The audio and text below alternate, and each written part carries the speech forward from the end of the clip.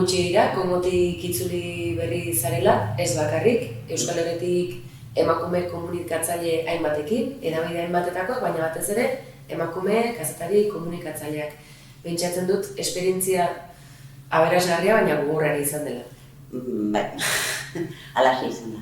Oso aberasgarria, baina aldi berean ere barruan bere zama usten dizun horietako bat, ezta? Ze emakume komunikatzaile talde batuen gara Euskal Herritik, Kongoko Errepublika Demokratikoko emakume komunikatzaileen elkarte batek gonbidatuta, gobernuz kanpoko alboan erakundeak antolatutako proiektua, Emakumeak martxan izeneko programa baten barruan. Programa honen bitartez, alboan erakundea egiten ari dena da, emakume izateagatik migrazio eta desplazamentu prozesuetan eragiten dizkiguten askotariko biolentzien azterketa. Ulertu nahi dugu zer gertatzen den migrazio eta desplazamentu prozesu desberdinetan, ze biolentzia gertatzen diren prozesu horietan eta etapa desberdinetan. Eta, Kongo da programa honen barruan lantzen ari den herrialdetako bat, gehiago dira, Afrikan eta seguruenik, oraindik ez da ziurra, baino datorren urtean edo beste Hego Amerikara eta Erta Amerikara ere eraman nahi da ikuspegi berbera. Kongora joan gara eta Kongoko historiatik abiatzen baldin bagara, ulertu dezakegu oso egoera bortitzak gertatu zirela garai baten eta gertatzen jarraitzen dutela gaur egun ere. Kibu eskualdean egon gara, Ipar Kibu eta Hego Kibu, hor mugakide edo egiten du Kongok, Ruanda eta Burundirekin. Zoritxarrez nik uste dut jendeari berehala burura etorriko zaizkiola garai baten eskualde horretan izan ziren basakeriak. Eta horien gainean, lehen aldiz bertako emakume komunikatzaileak lantzen hasi zirenean jabetu ziren emakumeei gertatutakoa etzela kontuan hartu, etzela kontuan hartzen ari bake prozesuetan eta eragindako zauri horiek hor baztertuta gelditu zirela inork bertan eskua sartu gabe.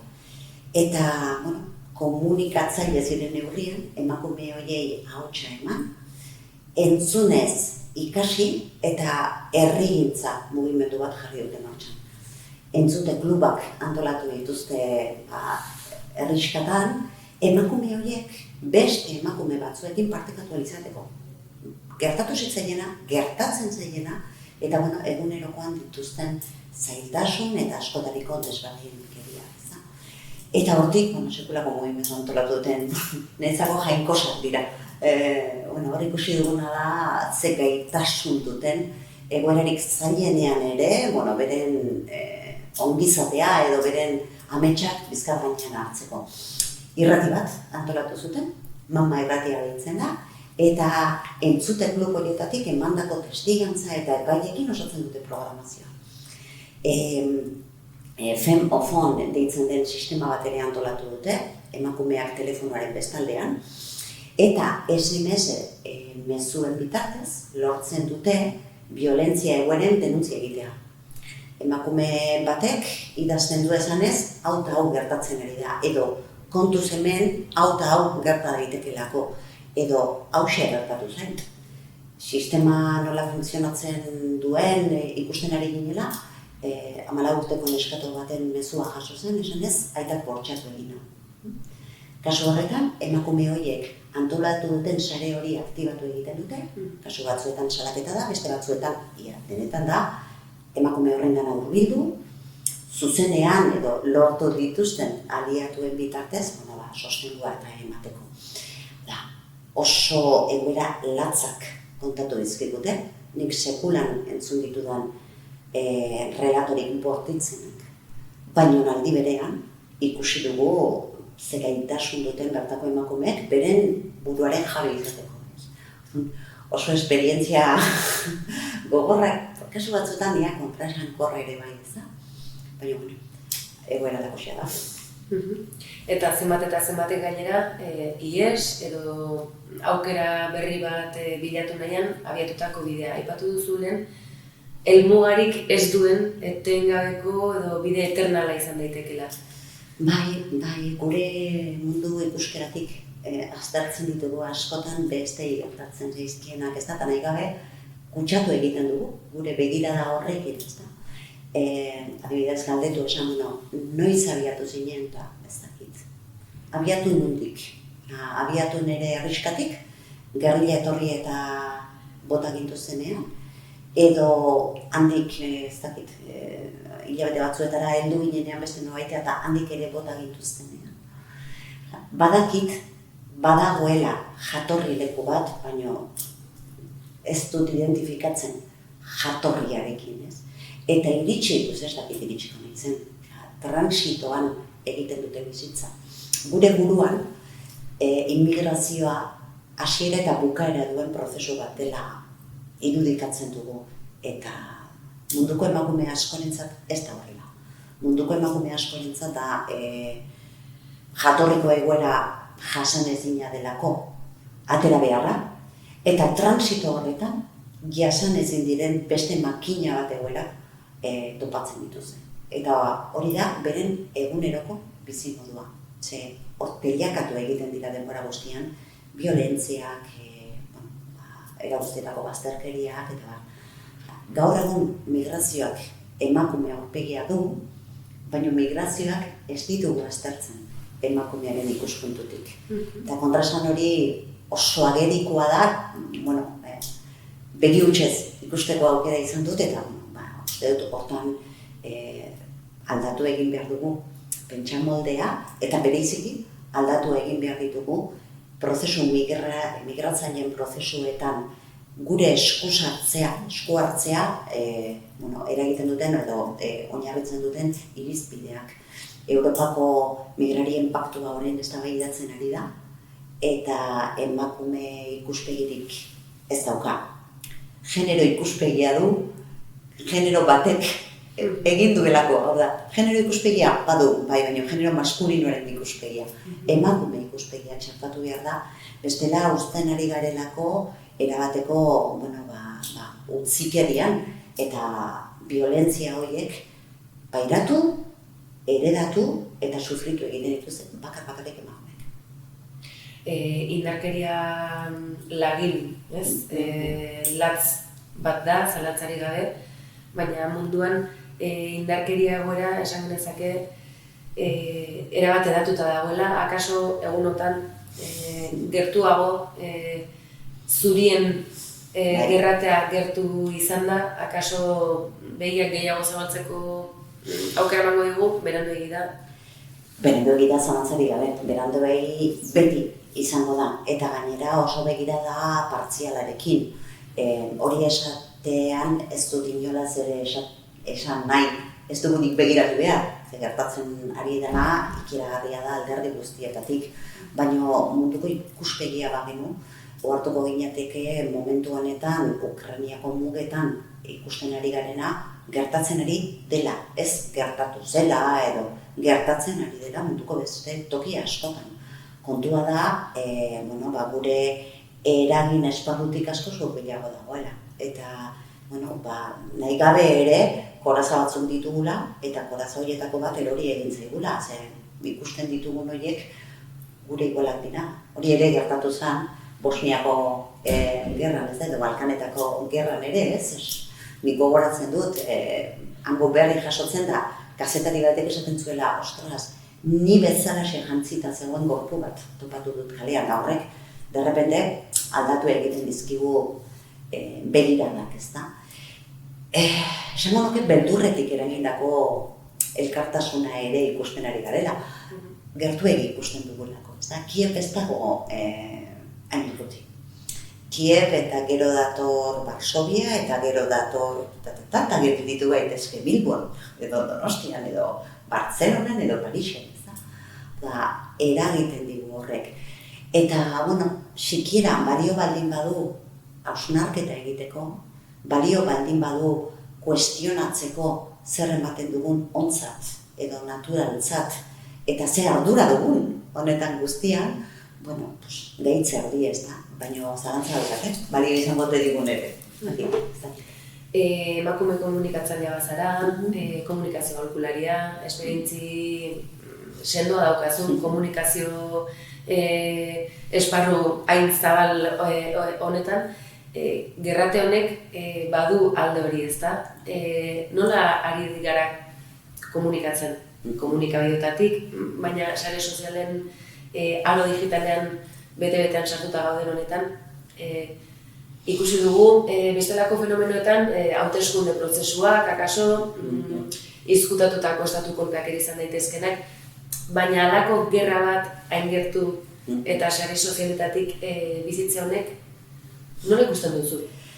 Begira, esan nuke, orain ja, begi aurrean jarritako filtro guztik erori nintzaizkigu. Ze sumatzen genuen edo, orain honetan gordinkeri osoz agertzen ari da, gerra mediatiko baten barruan gaude. Gerra honen jokalekua ez da bakarrik Ukraina, ez da bakarrik jokaleku fisiko bat, da jokaleku simboliko bat. Eta hemen garaitu beharrekoa ez da arerioa, baizik eta iritzi publikoa. Eta horrek ja aldatu egiten ditu gerraren klabeak ere bai, ez da. Teknologiari esker edo teknologia dela medio, relatoa eta egia eta gertakaria oso termino obsoleto bilakatu dira. Zer gertatzen ari den, galdetzen baldin badugu, erantzuna da, depende, zene kontatzen dizun. Eta hori, informazioaren munduan lan egiten dugunontzat oso baieztapen latza da. Erabateko objektibotasunik ez da existitzen. Eta hori beste gezur bada, realitatearen kontakizun guztiak subjektiboak dira, baina gutxienez zintzoak izatea eskatu behar diogu. Nik Russia Today edo BBC aukeratu badakit subjektibotasun karga handi baten gainean eraikiko dudala nire relatoa, baina paktoa agerikoa zen, nik BBC aukeratzen baldin badut, badakit. Eta Russia Today aukeratzen baldin badut, badakit zer jasotzen nire izan, sare sozialekin ez dara gertatzen. Sare sozialetan ez dago pakturik. Sare sozialetan dena jasotzen dut, iturri objektibo eta ustez markarik gabeko batetik, eta ez egia. Nik uste dut momentu honetan, irakurle, entzule, ikusle izateak aparteko alegina eskatzen duela. Eta oso zaila dela, noski teknologikoki oso zaila delako desberdintzea zer den egia eta zer ez den egia, ez da? Inoiz baino garrantzitsuagoa da dieta mediatiko orekatua izatea. Eta hori posible da? Bai, alegina eskatzen du. Besterik gabe ematen zaizuna jaten baldin baduzu, janari zabor desente jateko arriskua zaude. Zuk aukeratzen baldin baduzu, nun erosten duzun, zergaitik erosten duzun, eta ze eskatzen diozun erosten ari zaren hori, posible da. Beti esaten da, niri metafora bezala oso baliagarria iruditzen zitelako. Uholde bat dagoenean, faltan gelditzen diren artean eta larriena ur edangarria da. Eta nire metafora bizualik eragarri politia iruditzen zait. Dana urak hartuta dauka, baina ur edangarria da benetako arazoa. Albistekin gauza bera gertatzen dela esango nuke. Albiste zinguratuta gaude, baina iturri edangarriak bilatu behar ditugu. Bakoitzak bereak. Baina iturri edangarriak kontsumitu behar ditugu, bestela, intoxikatzeko arrisku handia daukagu. Eta intoxikazioa gainera, ez da prozesu individual bat. Ez da nik sinistea alakoa edo bestelakoa, hori pandemiarekin ere bizi izan genuen, ez da? Eta horrek ondorio sozial eta politikoak dituela. Eta horrek ikusten ari gara, eskuin muturraren gorakada bildurgarria, neurri handi batean, intoxikazio informatibotik asko duela, ez? Uste benetan oso momentu konplexuan gaudela, eta komunikazioa, informazioak eragin eta zer esan handi duela eraikitzen ari garen mundu egitura berriarekin. Eta egitura horiek gainera, personek osatu beharko lituzkete eta personen osasuna ere jokoan dago, ezta? Aipatzen genuen krispazio egoera, ansiedadea, ezin aurreikuspenik egin, inseguridadea erabatekoa, haserretzeko erraztasun ikaragarria, ondokoa ez errespetatzekoa, nola ikusten duzu? Oso bizarte tensionatuan bizi garela, naiz eta disimulatzen saiatzen garen. Eta naiz eta eguneroko bizitzari normal eusten diogun, begitazio hori edo eraikitzen dugun, ezta? Baina niri behintzat, ez dakit bestei, baina pandemiako lehenengo aste edo horietan izugarri kostatzen zitzaidan irakurtzea. Izugarri kostatzen zitzaidan konzentratzea.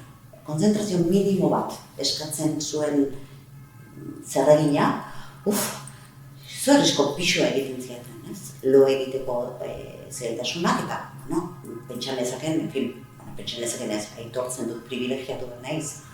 Nire etxean goxo-goxoa nengoen, lana galtzeko bildurri gabe, inguruan aparteko inpaktu pertsonalik gabe, eta hala ere, ezin bakartu, ezin irakurri, ezin gozatu, hainbat plazer txiki ez, honek zalantzari gabe, zauriak utziko dizkigu barruan.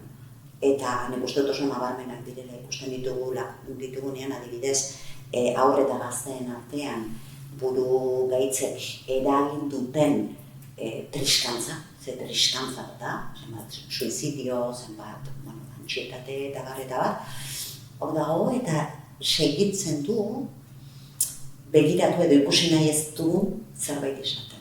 Eta ez dakit noiz arte eutsiak izango diogun begitazio hori, baina nabarmena. Haur eta gazteak aipatu dituzu, emakumeak ere bai, guzti honek nola du eragina emakumeongan orain arteko egoera areagotu egin baldin bada zentzu guztietan emakumeei dagokigunean. Ze atzerakada, ze galera izan du azken garai labur esan dezakegu, baina... Bi urte badira ezan, baina bi urte badira gure errealitatearen gainean lupa jartzeko aitzakia eman zigula pandemiak. Hor zeuden joera horiek ez ditu sortu pandemiak, edo ez ditu sortu oraingo krisi honek lehendik baziuden, baina orain nabarmenago edo ikusten ditugu lupa erraldoi bat jarri diogulako, ez da. Nik uste dute atzera pausuak asko izan direla eta gehiago izateko arriskua ere badagoela. Orokorrean gure gizartea prekarizatu egin da eta berez emakumeak gara prekarizatuenak, beraz atzera beste pausu bat, hori maila orokorrean. Oso urruti ditzen zaiko baina goatzen dugu 2018ko greba feministaren aldarria izan zela gu gelditzen bagara mundua gelditu egiten da. Mundua gelditu zenean, emakumeok 11 aldiz gehiago egin behar izan genuen korrika. Ez da egia, gu ez daukagu gelditzeko lujorik. Gu ezin gea gelditu. Gu diodanean da emakumeok, sujeto plural hori. Emakumeek lan doble egin behar izan dute.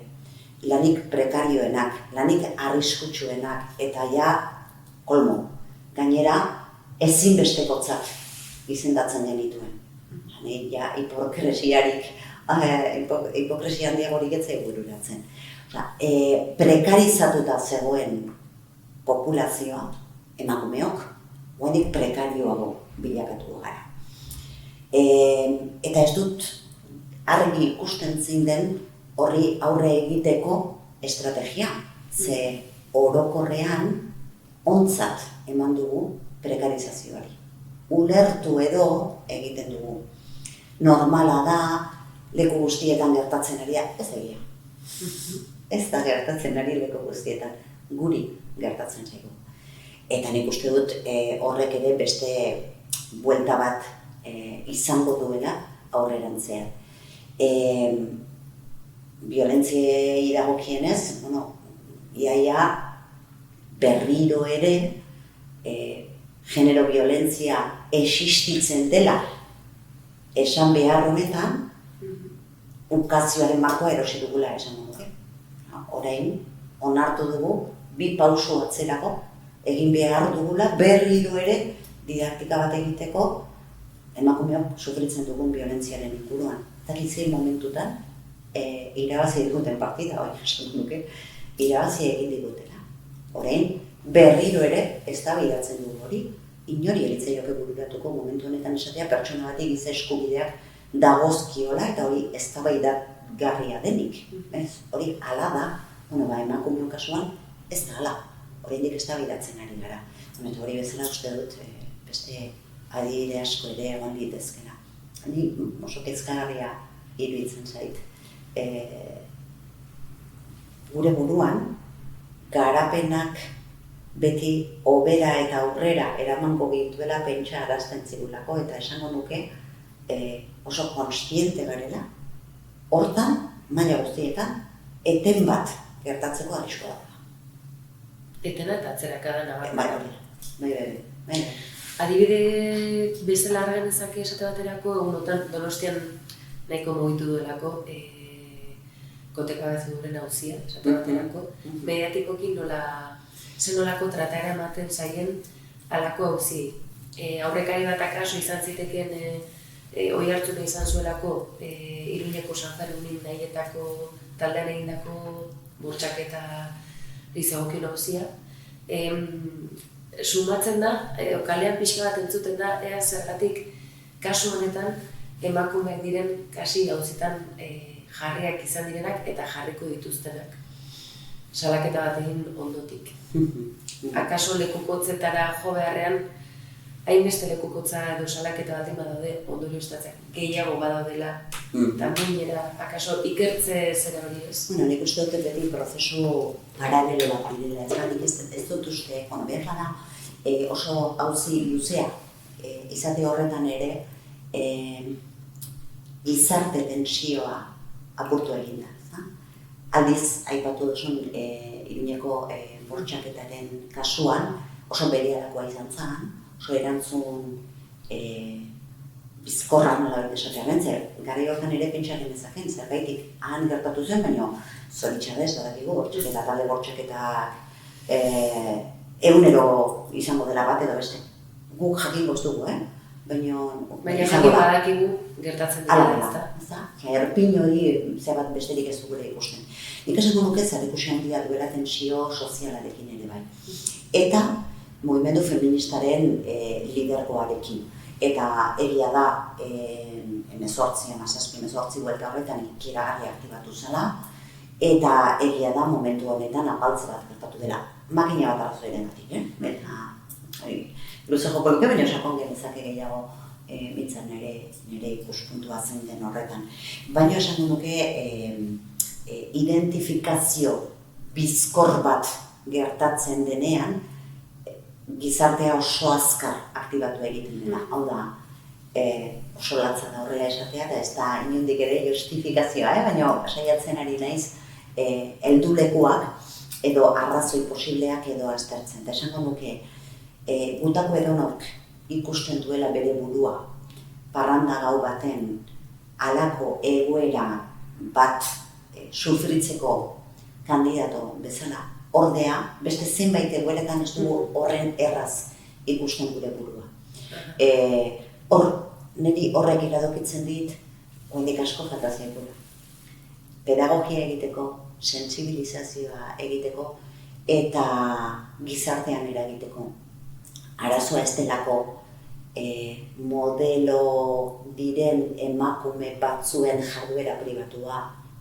Hor gertatu zen, Iruñan edo beste milaz tokitan gertatu zen gauza bera. Botere, agerraldi, hutsa eta bortitzena.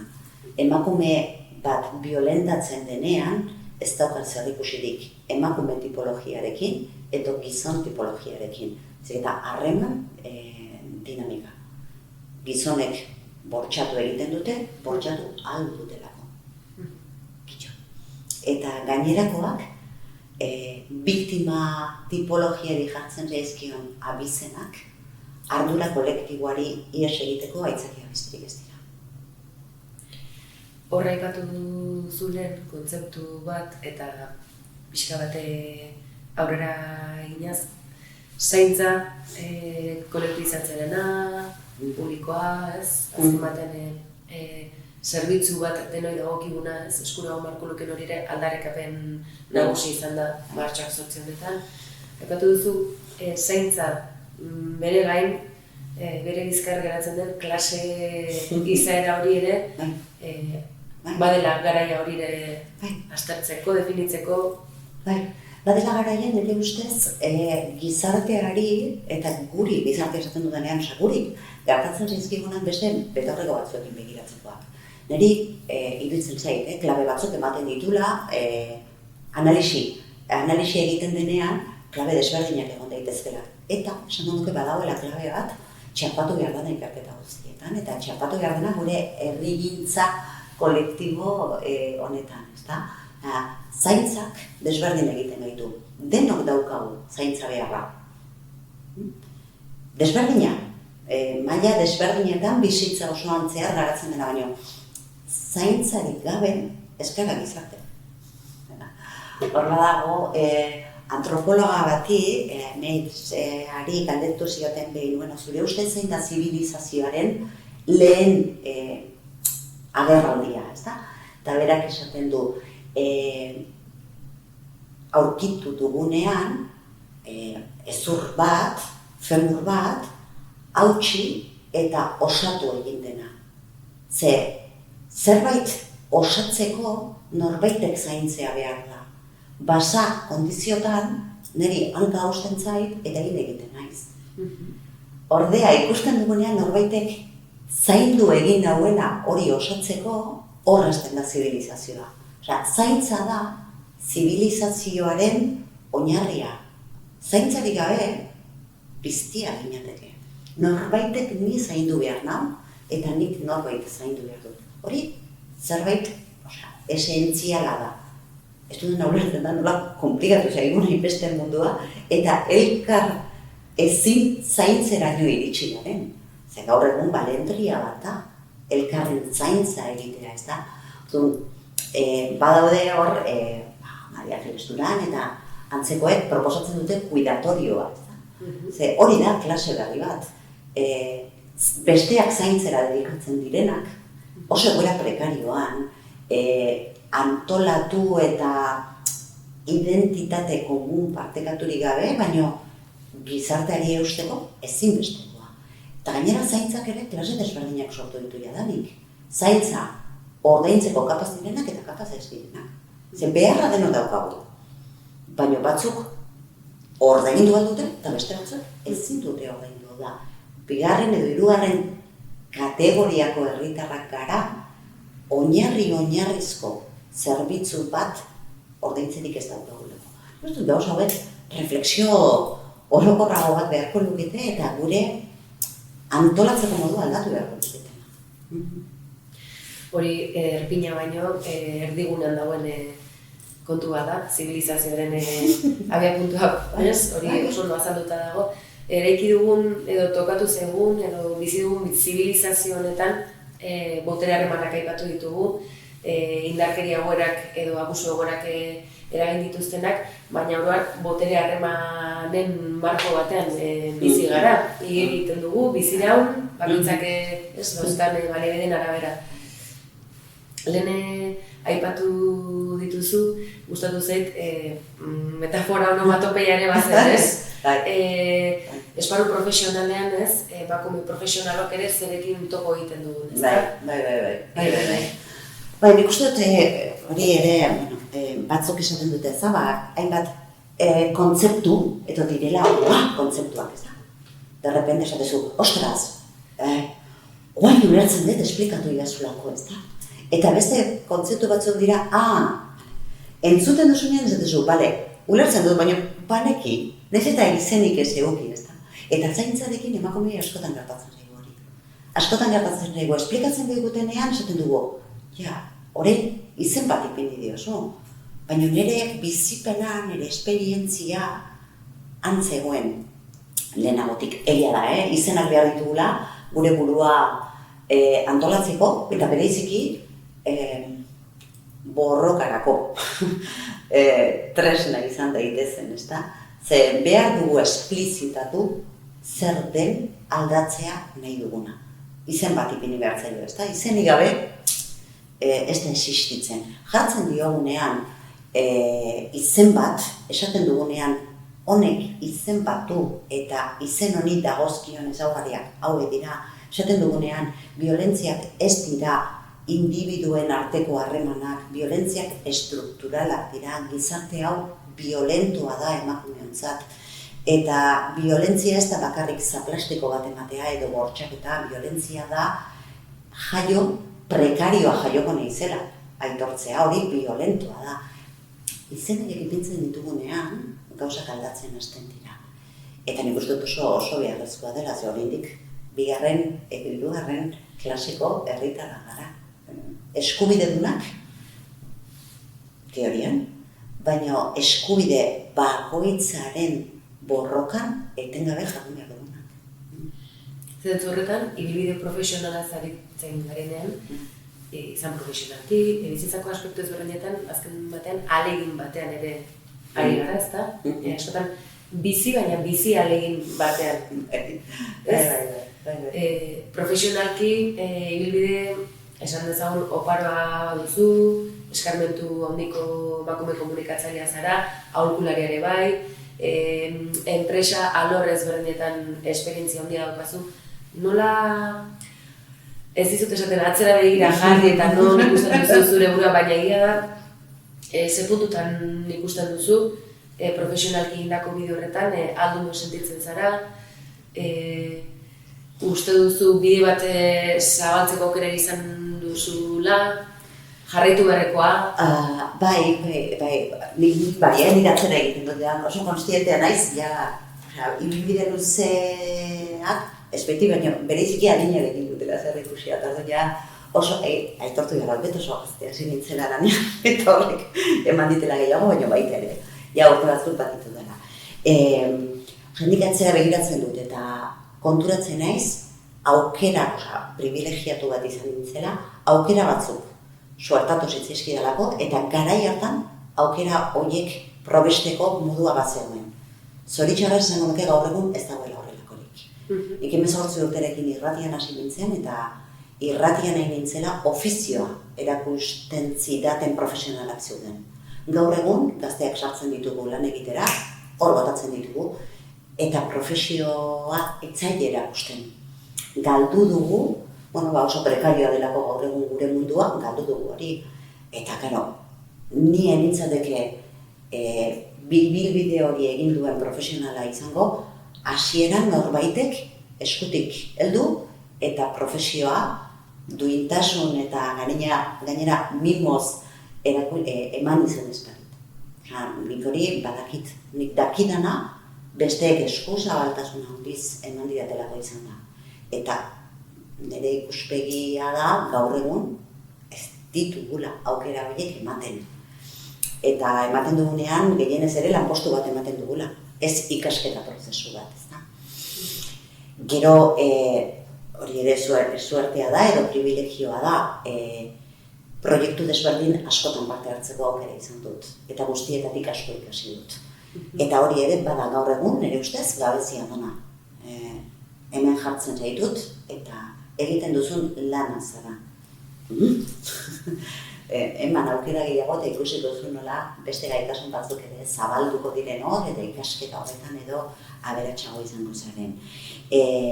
Konstientea naiz aldi berean, emakume izateak autu batzuk egitera eraman hauela. Gizonek normalean auturik egin gabe aurrera egiten dutela. Nik nire lan esparrua berrantolatu nuen, adibidez, ama izatea erabaki nuenean. Zorionez, antolatzeko aukera izan nuen. Garai hartan ere, nire martxa eta nire proiektuekin nenbilelako, baina auto bat izan zen. Eta nik erabaki nuen, nik arratsaldeetan alabekin egon nahi dut. Nire aukera izan zen eta antolatu nuen nire profesioa hori egin ahal izateko. Emakume gehienek ezin dute hori egin. Horiluko eta pribilegioa. Eta nire buruari ere esaten diot bigazun, egin zenuen, baina amorrotik esaten dut zergaitik aukeratu beharko da nik, eta zergaitik beste emakume askok ezin duten aukeratu. Zergaitik kontziliatzea, lujo bat da, nik zorionez neure baten minipin eraman alizan duena eta gehienek ezin duten. Niri horrek barroa pixkat astintzen dizkit. Eta, bueno, suertekoa naizenik ezin dut dukatu, baina aldi berean uste dut ere bai, lan eta kontzientziatik lan desente ere egin behar izan dudala, ezta? Eta momentu honetan egindakotik ez nuke zertxo ere kenduko, eta eginkizun gelditzen denetik ilusio handiarekin uste dudalako, egindako bide honetan kakotxapean, kapitaltxo bat pilatu dudana, eta kapitaltxo hori, kapital sozial, renazionala edo, momentu honetan inbertitzen ari naiz izugarri betetzen dauten proiektuetan. Eta orduan, poz-pozik.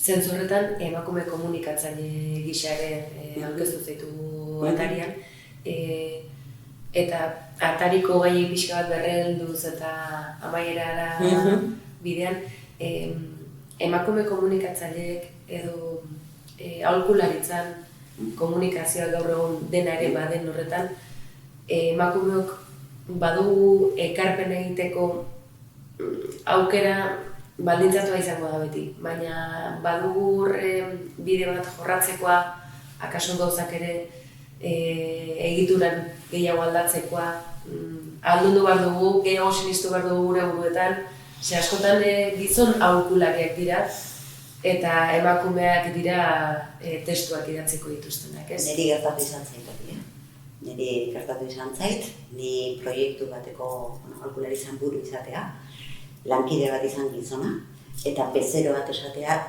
eskatzea niri, bilerako akta egitea. Ni noi, beste esango egun nero. Baina sarri bai. Maiz.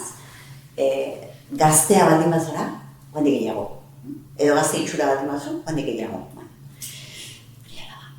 Ez du zertan izan behar, baina badaukat horren eskarmentua ere bai.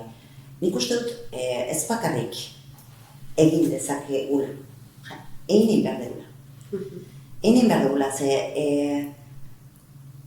agenda ez dago osatuta. Normaltzat edo egunerokotzat edo mundu ikuskera, realidadea, aktualidadea kontatzen dugunean, kontatzen ari gara parte txiki bat. Eta badago beste parte bat, emakume begiekin ikusi eta emakume ahotsarekin kontatu behar dagoena. Bestela, hori bigarren mailako realitatetzat hartzen dela. Irudipena daukat. Eta guk mundua beste begi batzuekin ikusten dugu. Ez dut esango guk bakarrik ikusten dugunik, baina guk ez badugu gure ahotsa hor jartzen, ez du beste inor jartzen. Berriz ere kongora noa, hor konturatu naiz, oso argigarria izan da niretzat. Emakumek beren egia kontatzeko modua izan dutenean, aldatu egin da herria. Emakume kontatu dutenean, niri hau eta hau eta hau gertatu zait, beste emakume batzuek entzun, eta lortu dute adibidez, gerra krimentzat hartzea emakumeen kontrako bortxaketak. Hori ez zegoen, ez zen existitzen, aldatu egin duten mundua. Eta nola izan da posible, emakume batzuek hitz egin, eta beste emakume batzuek entzun egin dutelako. Hain simple. Niretzako oso ikasketa sakona izan da, jabetu naizelako erantzukizun handia daukagula. Txikia edo, baina ahotsa daukagun emakumeok. Guk aukeratuko dugu zerri buruz hitz egin. Baina aukeratzen baldin badugu kontzientziatik, aukeratzen baldin badugu mundua beste modu batez antolatu daitekeela diotenen relatoa jasotzea, gauzak aldatu daitezke. Eta ez bakarrik hango kontestuan, gurean ere bai, ahotsa ematen baldin badiegu, hemen ahotsik ez daukaten emakumei, nik esan dit mundua aldatuko dugun, baina bere mundua aldatzeko pausotxo bat behintzat egingo dugun. Nik uste hori erantzukizuna dela. Bukatzaldera, gonbidatu izan ditugun gainerako emakume ahaldunduei ere, alaxe galdetu diogulako, izan zientzialari, ikerlari, zure kasuan komunikatzaile, aholkulari zerrenda luze egiten zait. Mezurik baduzu segia da topiko bat ere izaten da, ez? Belaunaldi berri zerbait baina esan egin behar zailez, lehen aipatu dugu bezalaxe, akaso gauza batzuetan atzera ere egiten ari gara, ezta? Eskuratutako edo aldututako espazio batzuk ere galerak badaudelako. Ze mezu utziko zenuke? Bai, nik lehendabizi gazteenei uste barkamena eskatu diegula. Gure esku zegoen guztia ez dugulako egin, eta oraindik etxeko lan desente utzi dizkiagulako egiteke. Askotan, leporatu egiten diegu guk egiterik izan ez duguna. Beraz, lehendabizi barkatu, saiatu gara, agian ez gara kapaz izan, baina kontziente gara, badaukagula zor bat, eta zor horretatik hitz egiten ari gara. Kontuz, leziorik ezin zaien bat, inundik ere. Eta nik esango nieke, bereiziki sendo aurrera egiteko. Barkamenik eta baimenik eskatu gabe. Esaten diegunean aldundu egin behar zarete, esaten ari garena da segi egiten ari zareten bidetik, eta ez eskatu baimenik aurrerago egiteko. Ze batzuetan, uste dut, gure baimena ere, baldintzatu edo egiten duela horren zain egotea. Nik nire esperientziatik ere ikusten dut, zorionez jende gazteaz inguratuta bizi naiz, daukaten gaitasun horrek mundu hobe bat egingo du, zalantzarik gabe. Beti ere lortzen baldin badute, gu gehiegi ez estorbatzea. Uste dut, gaitasun guztia dauzkatela aurrera egiten jarraitzeko. Ez emateko, ezer konkistatutzat. Ez emateko. Amurri horiek hor daude eta oso tentagarriak dira, berehala ikusten dugu tira, nik hau ja egina daukat. Ez eman konkistatutzat. Olatuek gira horresak eragiten dute. Eta beraiek olatuka ari dira aurrera egiten kontuz resakarekin, bestik gabe erne egon daitezen. Ez dauka zalantzarik oso erne eta oso zoli biliko direla eta rapatuko dituztela trampa horiek. Bazpare, bakarrik hori esango nioke barkatu, ez dugulako gure esku zegoen guztia egin. Eskerrik asko, egiten ari direlako jadanik bidez zoragarri bat, eta bakarrik esango nieke, onartzen baiatea holkua hortik pasagarelako kontuz. Ez eman konkistatutzat eta segurtatu aurrera egiten ari zarenean, pausoa sendo egiten duzu.